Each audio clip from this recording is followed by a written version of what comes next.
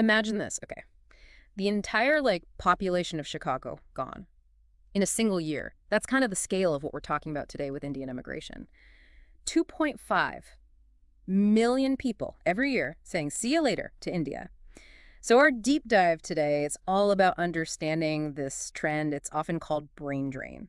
And we're really going to unpack this article, India's Brain Drain, Causes, Trends, and Future Outlook.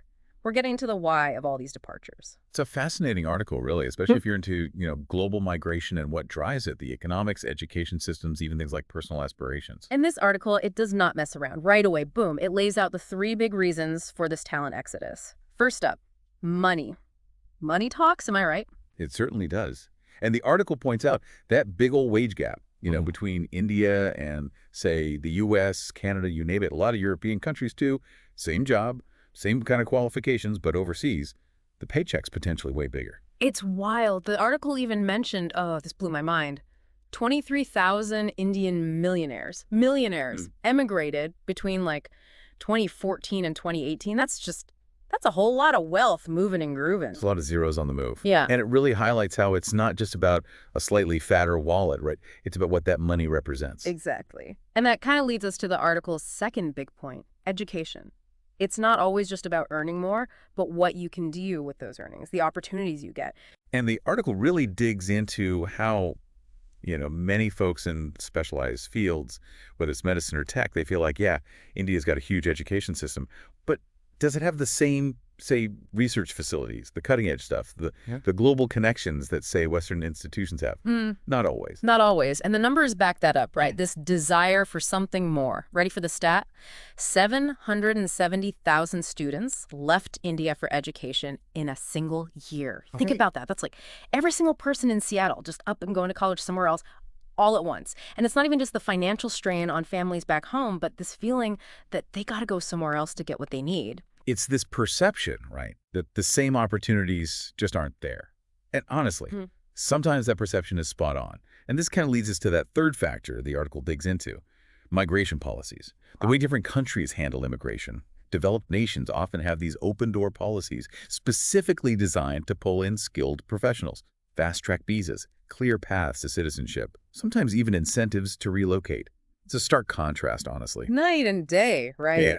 So we've got our big three, way more earning potential, this desire for what's seen as a better education, and the whole global landscape where some countries are basically laying out the welcome mat, specifically for skilled workers. Yeah. But as the article gets into, it's never that simple, is it? Oh, absolutely not. It's never as easy as just, ooh, bigger paycheck or, ooh, fancy degree. The article really gets into some of the less obvious stuff. Yeah. Stuff that's driving this. And honestly, some of it's kind of disheartening. Right. Picture this. You're a crazy, talented engineer in India, but the job market, it's brutal. Just getting an interview feels like you won the lottery. And the article really points this out. India's unemployment rate, especially for people with serious skills, that's a huge factor in why people leave. Yeah, it's like this vicious cycle, right? You've got all this talent, tons of drive, but there's just not enough opportunity to actually use your skills, build something. So even people who never thought about leaving, they start looking at their options. It's that whole, well, might as well thing. If things are already tough at home, suddenly going somewhere that seems to be actively searching for your skills, way more tempting. And then there's that whole other layer, the lifestyle. The article touches on that too. Oh, the grass is always greener thing. Yeah. It's so easy to romanticize life in another country, especially these days, right? You're bombarded with images of, I don't know, these amazing cities, everybody's successful and happy. It's that Instagram effect, right? Your buddy posts a photo from their trip to who knows where, or you read about some cool startup in Berlin or whatever, and suddenly your town feels small, Exactly.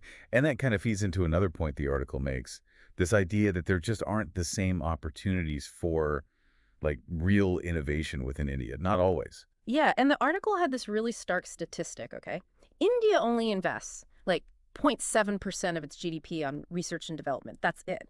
But the global average, almost triple that, nearly 2%. Whoa. And that gap, that translates to less funding for research, less support for new tech. Yeah. Honestly, less reason for the best and brightest to stick around if they feel like their work isn't valued. It's imagine you're a chef, right? Amazing chef, but you've only got this rusty old stove and a couple ingredients, at some point you're going to want a kitchen where you can actually use your skills. Right. Love that analogy. Yeah. And that's what's happening. The article's clear about that. A lot of these researchers, these brilliant minds, they end up finding those well-equipped kitchens in the very countries that are like, come on in, we've got what you need. So yeah, it's kind of a bleak picture we've painted. Is there any hope? Can this brain drain be reversed? Well, the article does give us some hope, right? It talks about these counter-drain efforts, like how's India trying to get those brilliant folks to come back? It's a lot of things they're trying. And it's not just about throwing money at the problem, though that's definitely part of it. The article mentioned this Ramalingaswamy Reentry Fellowship, for example. Oh, yeah. Yeah, that one stood out. What's the deal with that? Basically, it's the government trying to lure back Indian researchers who are working overseas. Think of it like reverse brain drain.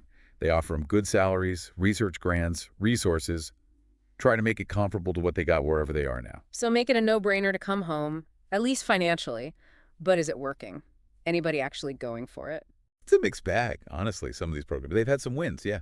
Pulling back top people, like in biotech, computer science, those fields. But it's tough, Changing how things have always been, that takes time. And it takes more than just cash. It's got to be a whole cultural shift, too. And that's where the article talking about Indian companies upping their game comes in, right? It's not just the government saying come back. It's got to be a place where they want to be. 100%. The article talks about how these companies, they're finally realizing if they want to play on that global level, they got to have the best people. And that doesn't just mean matching salaries, but like creating a cool place to work, encouraging people to try new things, giving them the same chances to move up that they'd get at, like some Silicon Valley giant. So it's more than just like beanbag chairs and ping pong tables. It's a whole different way of thinking about how you treat the people who work for you. Exactly. And this new attitude. It seems to be feeding into this whole other trend. The article even called it brain gain. Brain gain. Hold up. So the tide is turning. People are actually choosing India. It's not a stampede or anything, not yet. Yeah. But there are signs, yeah. The article talked about how the whole startup scene is exploding, and that's pulling people back. Plus, there's just this feeling that there's opportunity now. So instead of go west, young man, it's like go to Bangalore and build something amazing. Yeah. And it's not just tech either. It's like this new energy across the board. The article even linked it to this new education policy India's got coming in 2024. Supposed to be a total overhaul. Oh, right. They mentioned that. What's the deal with that new policy? It's pretty ambitious, honestly. It's all about skills, not just cramming for exams. Digital literacy is a big part of it. The whole point is to make Indian education match up with what's happening globally. So the idea is you nurture talent at home, give them the skills to make it in this crazy world, and boom, India becomes a knowledge powerhouse. So they're hoping that leaving to find good opportunities, it won't be a necessity anymore. It'll be a choice. Man, what a wild topic. So much to think about. What's the big takeaway here? What do you want our listeners to remember from all this? This whole brain drain thing, especially with India, it's like a perfect example of how talent moves around the world. It's about money, yeah, but also about what you want to learn, where you feel like you can make a difference, even just where you want to live your life. But it's not hopeless either, like we've been talking about. People are trying to fix this, make things better, even reverse the whole thing. And who knows, maybe in a few years we'll be doing a whole deep dive on how India became this, like, global talent magnet. This article gave us a lot to chew on, that's for sure. Thanks for joining us for this deep dive into the crazy world of brain drain. It's a tough one, no easy answers. But hey, we want to hear from you. Have you dealt with this brain drain thing yourself? Hit us up on social media, tell us your story. Maybe it'll spark our next episode. Until next time, happy listening.